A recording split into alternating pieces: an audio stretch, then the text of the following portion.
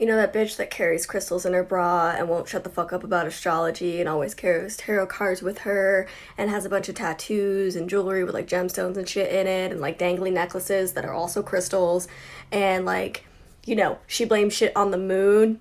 It's me. I'm that bitch. What is up, you guys? How are you doing today? Welcome back to Eerie Covenant. So, a while back I did a video on planetary squares, magic squares, and how to make sigils with them. I said I was going to do a part 2, so part 2 is going to be this video. I think it kind of confused a lot of people, so maybe clarifying the origins and the tradition of this and explaining a little more about it will help you be able to incorporate this in your magic. If you haven't seen the first video, I am going to link it in the description. Let's get into it. Oh, and a little announcement.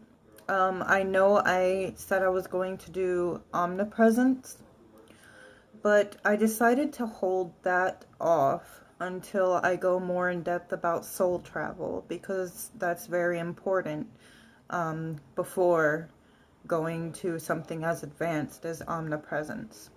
So I think it's a wise decision. Please subscribe and like if you haven't already, and let's get into it.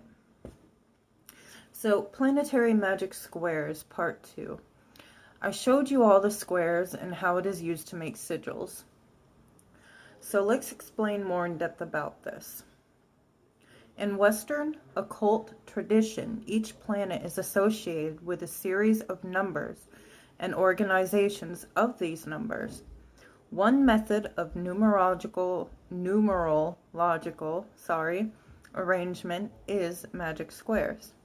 So let's take the square of Saturn, for example. The numbers associated with Saturn are 3, 9, 15, and 45. Each in a row and column contains 3 numbers.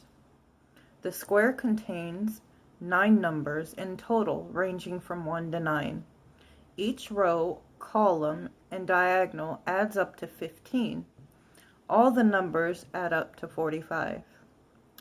And it doesn't matter which way you try to do it. If you try to add it going horizontal, vertical, it doesn't matter. It's going to equal out to that number. It's how they were set up.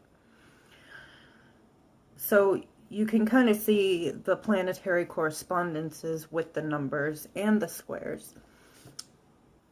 Also to mention that there are divine names that are incorporated in the numbers, and this is how the seal of Saturn and so forth was invented.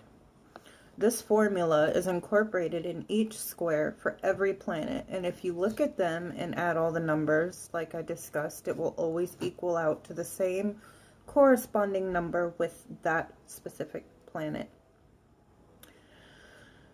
that it represents. So hopefully this sheds some light, gives you a little bit of an explanation, and yeah, so this was a very short video. I'm sorry, guys. I've been really busy. If you have TikTok and you haven't checked mine out, you need to go over there right now and do it, because good stuff. Good stuff. I've been working on a lot, really busy, and a path working update soon. And I hope everybody in this witch community is doing well. I love you all, and I will see you tomorrow with another video. Much love.